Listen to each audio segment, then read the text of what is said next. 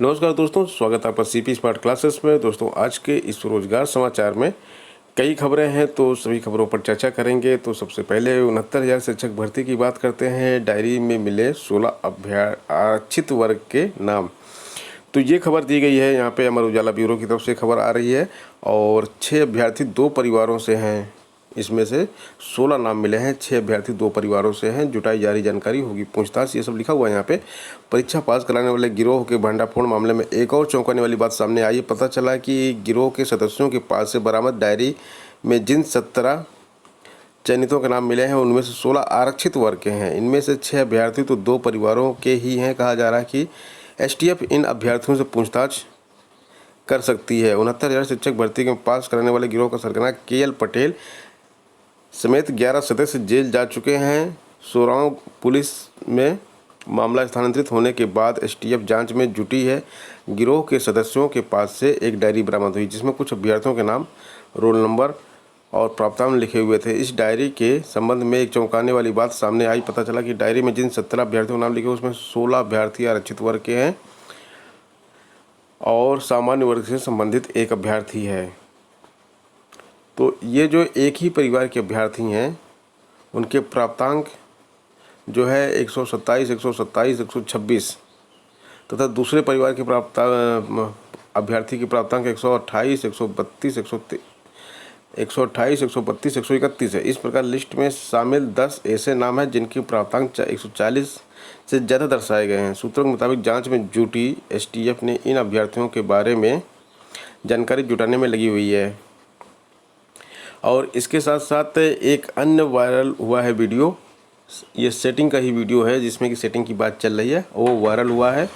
और परीक्षा परिणाम घोषित होने के बाद एक और ऐसा जो वीडियो वायरल हुआ है, इसमें खास बात यह है 140 नंबर पाकर सफल हुआ अभ्यर्थी बातचीत में जुगाड़ से परीक्षा पास करने की बात भी कबूलता सुनाई पड़ रहा है। दूसरे व्यक्ति ने जब उससे यह पूछा कि उसने परीक्षा पास करने के लिए कितने रुपए दिए, तो वह यह कहता सुनाई दे रहा है कि इस बारे में चाचा ही बता पाएंगे।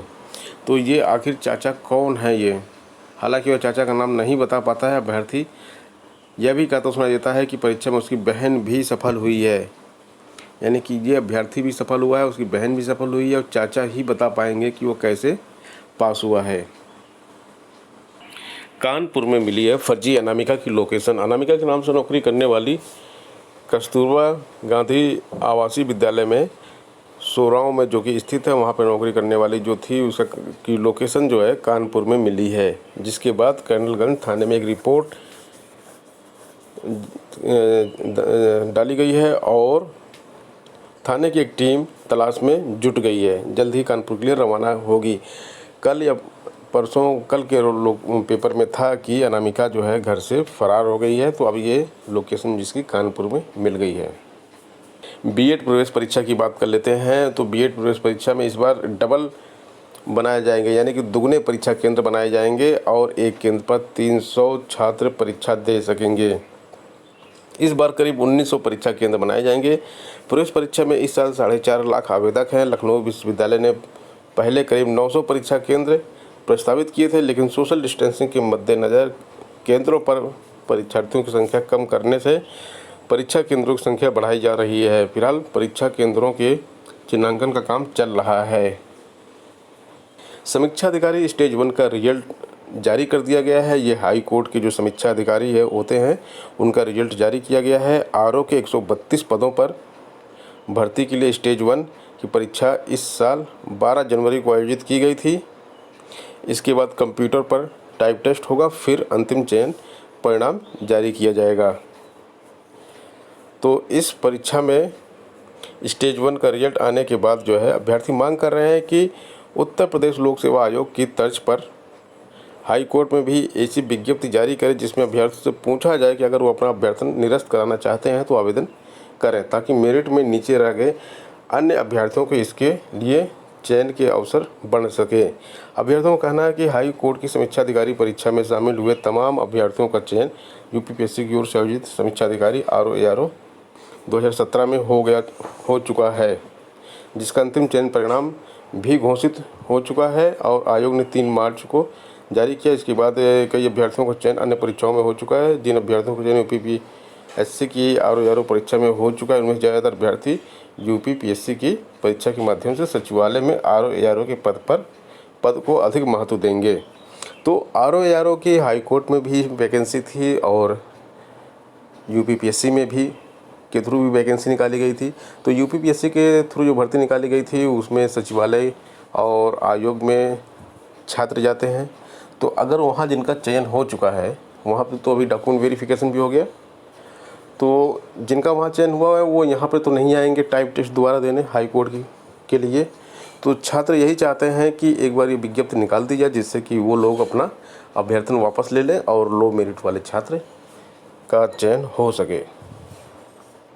अप्रेंटिसशिप के लिए बहुत अच्छा अवसर है। अगर आप ITI हैं, fitter, mechanical, diesel trade, mechanical, civil engineering, diploma इत्यादि से हैं तो आप यहाँ पे अप्रेंटिस के लिए अप्लाई कर सकते हैं। दीनदयाल पोर्ट ट्रस्ट में 194 पद यहाँ पर खाली पड़े हैं और आवेदन की अंतिम तिथि 7 जुलाई 2020 है। स्टाइपेंड आपको 9,000 रुपये मिलेगा और उसके साथ अन्य भत्ते भी मिलेंगे।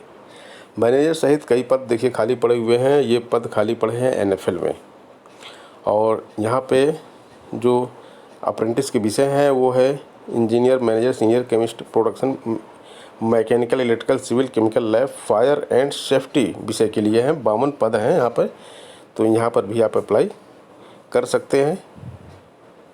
और ये अप्रेंटिस के विषय नहीं है, देखिए यहाँ पे गलत लिखा हुआ है, ये अप्रेंटिस नहीं है, ये आपकी वैकेंसी है डायरेक्ट। देखिए यहाँ पे लिखा हुआ वेतनमान दिया गया है ना यहाँ पे, तो जो वेतनमान दिया रहता है तो ये आपके पद होते हैं, इन पदों पर भर्ती है ये सीधे सीधे। तो यहाँ पे एक डायरेक्ट भर्ती जो होती है वो है ये डायरेक्ट रिक्रूटमेंट। 26 जून तक आप यहाँ पे आवेदन कर सकते हैं।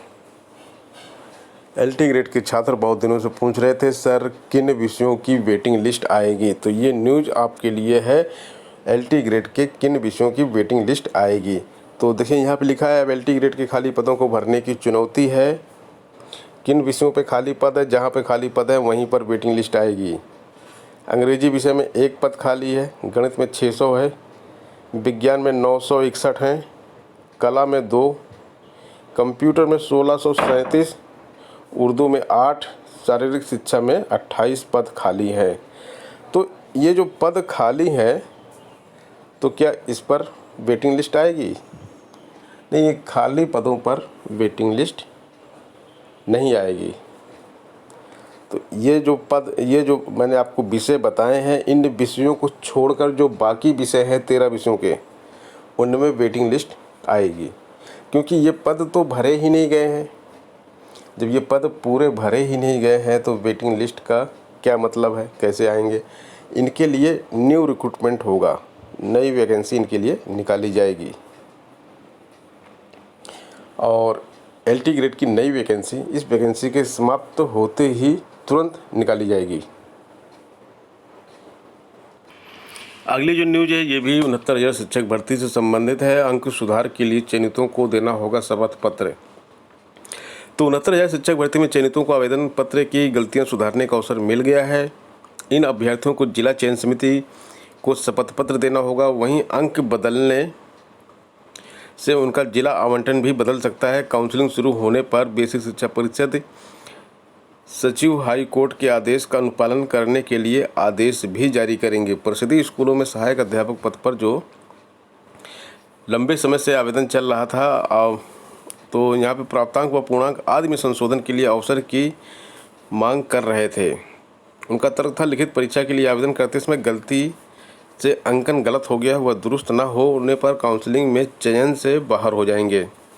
लेकिन जब अंक सुधारने को इनको अवसर दिया जा रहा है तो जो सिलेक्टेड कैंडिडेट नहीं है उनको अवसर क्यों नहीं दिया जा रहा है?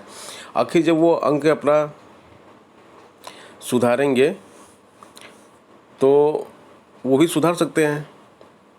तो ये प्रश्न कई छात्र पूछ रहे थे, तो इसका जो उत्तर ये है कि जो पास नहीं है उसको कैसे दे दिया जाए अंक सुधारने का, क्योंकि जो रिजल्ट जारी किया गया है वो तो PNP ने जारी किया है।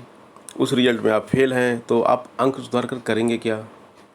अंक सुधारेंगे, आपका भारांक तो मान लीजिए बढ़ जाएगा, ऊपर चला जाएगा।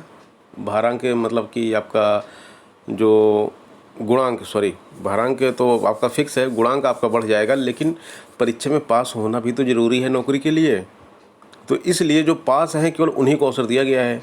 और कल तक बात ये हो रही थी कि पूर्णांक और प्राप्तांक को चेंज नहीं किया जाएगा, लेकिन अब पूर्णांक और प्राप्तांक को अगर चेंज करेंगे तो सब कुछ गड़बड़ हो जाएगा। या तो मेरिट फिर से पूरी बनाई जाए, क्योंकि आप अगर कहीं ऊपर हैं तो कहीं नीचे भी आ सकते हैं आप। ये सारी चीज़ें हैं इसमें। तो इसमें देखिए, छूटे शिक्षा मित्रों को चयन सूची में मिलेगी जगह, ये भी एक अच्छी न्यूज़ है। ऐसे ही जन्म तारीख में सुधार होने पर चयन की आयु सीमा का उल्लंघन ना हो, इस पर समिति की निगाह है। यदि अभ्यर्थी ने गलती से विशेष चयन की सीटों पर दावा किया था और वह दुरुस्त होता है तो संबंधित वर्ग में चयन के लिए विचार किया जाएगा। ऐसे ही कई शिक्षा मित्रों ने दूसरे कॉलम को गलती से चुना, जिससे उनका वेटेज अंक न मिलने से चयन नहीं हो सका। अब वे भी गलती सुधार कर चयनित हो सकेंगे। तो ये सारी चीज़ें हैं जो आवेदन पत्र में आप सुधार कर रहे हैं, तो इससे ये सारे बेनिफिट्स छात्रों को मिलने वाले हैं। कस्तूरबा के जो शिक्षक हैं उनके आधार का मिलान कराया जाएगा और इस तरह से अब फर्जी शिक्षक पकड़े जाएंगे।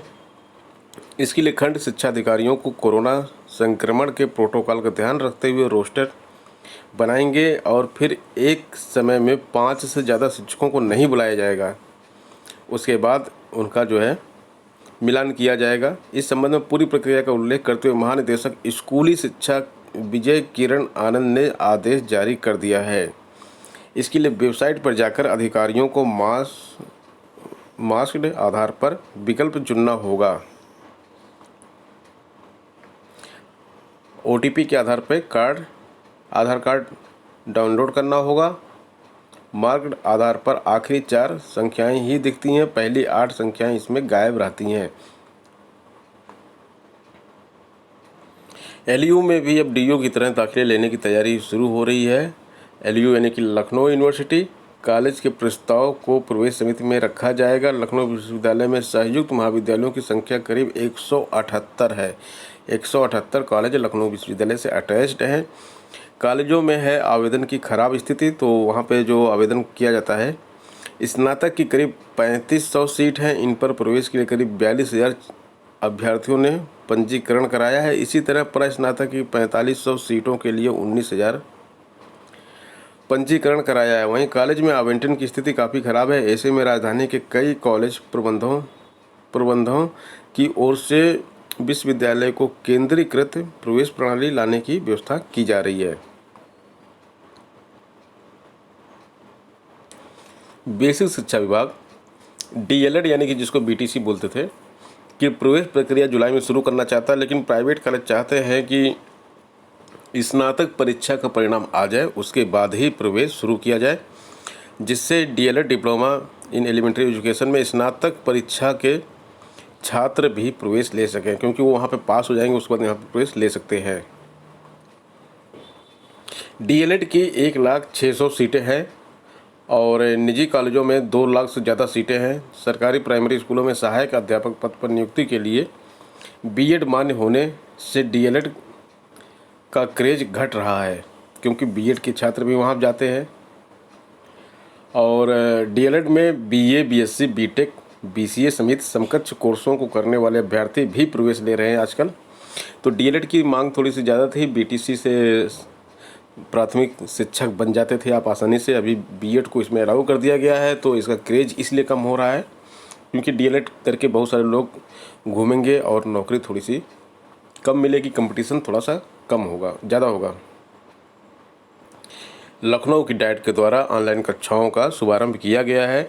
ऑनलाइन कक्षाओं की शुरुआत हो चुकी है। डाइट की ओर से यूट्यूब चैनल शुरू किया गया है। डाइट के शिक्षकों द्वारा तैयार किए गए वीडियो यहाँ उपलब्ध कराए जा रहे हैं। डाइट प्राचार्य और उप शिक्षा निदेशक डॉक्टर पवन कुमार सचार ने बताया कि इन वीडियो से करीब 5,000 शिक्षकों को लाभ मिलेगा, जिससे बढ़ते कोरोना संक्रमण के कारण यहाँ क्लासेस बंद हो रही हैं।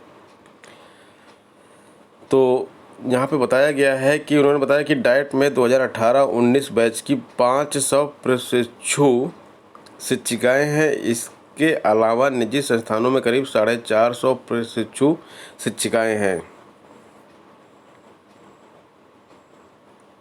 तो दोस्तों ये थी आज की प्रमुख खबरें। मिलते हैं नेक्स्ट वीडियो में नई अपडेट के साथ। धन्यवाद।